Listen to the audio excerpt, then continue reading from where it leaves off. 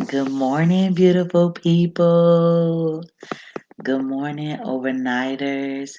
Good morning, early risers. Good morning to you all, and happy Saturday. It's Saturday, it's Saturday, it's Saturday, hey. It's Saturday, it's Saturday, it's Saturday, hey. Well, you guys know that this show starts at 5:30, so I'm just 1 minute early before I get into the goods today. So just bear with me. You guys can go ahead and get you a seat and tune in because now is the time. 5:30 in the morning. Good morning, viewers. Welcome to the Breakfast Show with Marisha LaShay. Thank you guys for dropping by Facebook Live this morning. You could have been anywhere else, but you decided to be here with me. And I appreciate you all for that. So, let me go ahead and introduce myself to you guys. My name is Marisha Morris, and I am your current host of this awesome show. I was originally born and raised in Chicago. Yay, yay, big ups to the Windy City. And I am also checking in from Chicago as well today. You never know where I'm checking in. I can be checking in from Atlanta. I can be checking in from Vegas or just anywhere from the park, from the think tank. Well, okay, you guys. That is all about me. So next I want to move into the background information. What is the Breakfast Show with Marisha LaShay? Hmm. I'm glad you asked that question or the question that you were thinking in your mind. This platform was created to engage audiences worldwide with thought provoking questions and to encourage open dialogue to gain insight on I'm sorry, multiple questions and multiple perspectives on that particular question. Today is day 7 for the breakfast show, and this show will be in effect for the next 23 more days. That's right, 23 more days to see my beautiful face, to hear my beautiful voice, and to get these thought provoking questions. So, welcome again, and I hope you join the journey with me over the course of time. So, now it's time for our check ins. Ooh, check in, check in. It's called a quick check in. And when we do a quick check in, it is checking on our mental health when we do these check ins. So, we're checking in using a scale ranging from 1 to 10. And the 1 is described as being the worst day of your life. And 10 is being described as your best day ever, one of the best days of your life. Um, yeah, you can be at a 10 for different reasons. You could be more than just a 10, you could be a 100, but that's just the range that we use here on the show. So, without further ado, is today I am floating on cloud 100. I'm off the meter today. And as I shared with viewers before, I start my day at 3 a.m. This has been my life for the last week or so. But when I'm getting up at 3 a.m., I am conducting a meeting with my business partner, of course, and I'm being very productive and I get to brainstorm with someone that I love, that I admire, and whatnot. So it's just a beautiful thing right now. It's a whole vibe. More details to come soon on that matter as to why I'm the number that I am. but that's how I feel today. It just feels good to be in your happy place. It feels good to be aligned with God's plan and not your plan. And that's where I'm at with it right now.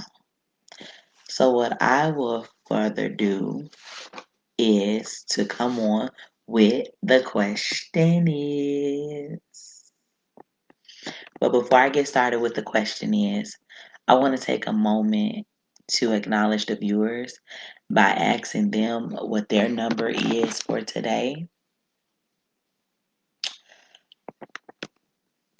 And I normally do this that way I can hear and check in on other people's mental. So our viewers have already checked in with us, so we can move forward to the question is. The question is, if the father is needed in the child's life, then why do some mothers block the father from the child's life? I want to ask that again. If the father is needed in the child's life, then why do some mothers block the father from the child's life? Hmm.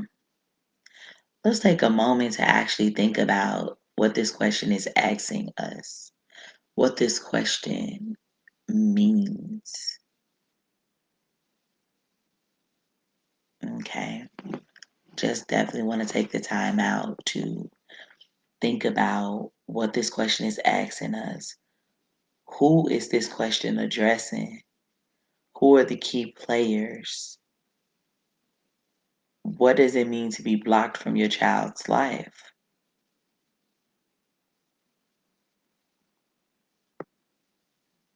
We're just taking a moment of silence to think about the question. That's what we're doing right now. That way it doesn't look like that I'm just up here doing the mannequin challenge and that I'm just up here posing. I'm not. Good morning. Welcome to viewers who are just tuning in. The question is today, if the father is needed in the child's life, then why do some mothers block the father from the child's life? You all are welcome to chime in at any time if you have any answers, thoughts, comments, concerns. You are welcome to chime in. Okay, so now I'm going to answer the question. Why do some mothers block the father from the child's life? I have several different answers. So my first bullet point is the mother may have never experienced a real father and child experience, meaning that that mother herself may have grown up in a single parent household. That's one way to look at it. Another way to examine it was she may have never had a true relationship with her parents or her mother or her father. She may not never know what that looks like. So then that's when dysfunction creeps in as to trying to give yourself an image on what that looked like. But how do you really know when you've never been exposed? Okay, my second point, a fatherless child herself and knowing the importance. That only goes back to say that her father may have died during her childhood, or she may have never understood the vital role of what a father was supposed to do and how a father is supposed to be involved in the evolution of that child's childhood. up from childhood to them being a teen, from them being a teen to a young adult, to them being an adult. Mothers are always present, but sometimes the flip side of that coin is that fathers sometimes take on being the primary caretaker for that child. But however, I don't want to open up a can of worms, so let me keep moving on. Bullet point number 3. The mother may be bitter regarding the relationship ending. Now, at some point, these parents, before conceiving that child, they may have been in a relationship. They may have been in some form of entanglement. They may have been involved in a situationship. They may have been involved in a one night stand. We are not here to judge these people's lives. We are only here to answer the question. This is only a hypothesis or theoretically or hypothetically thinking as to why the mother will want to block the father from the child's life. All right, which leads me into my 4th bullet point. Personal motive and vendetta against the child's father. That mother could be hurting and have not sought the proper help that she needs in order to move on. That mother may be feeling rejection. That mother may be dealing from low self-esteem. This mother may be holding on to something that is generational where she's seeing her mother do this.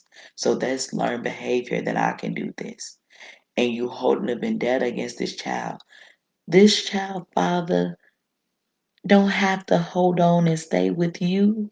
I repeat, this child's father don't have to hold on to anything that was toxic or them having the freedom to be free from this relationship. All you got out of this thing or whatever encounter that you all had, it was a sexual encounter. But at this point, you all got a blessing, and that was the child. So is this really about the child or is this really about you? I'm asking for myself. Moving on to my final point. The mother may be influenced from other people that are around her that's telling her this and telling her that. People can be influenced when they don't have a solidified mindset to walk the walk and talk the talk, you know. So I voice the question, if the father is needed in the child's life, then why do some mothers block the father from the child's life? Let me make that clear by asking that again. If the father is needed in the child's life, then why do some mothers block the fathers from the child's life? Viewers, you are welcome to chime in. I voiced the question to you all, and I just would like to see what your perspectives are on it. You are welcome to say,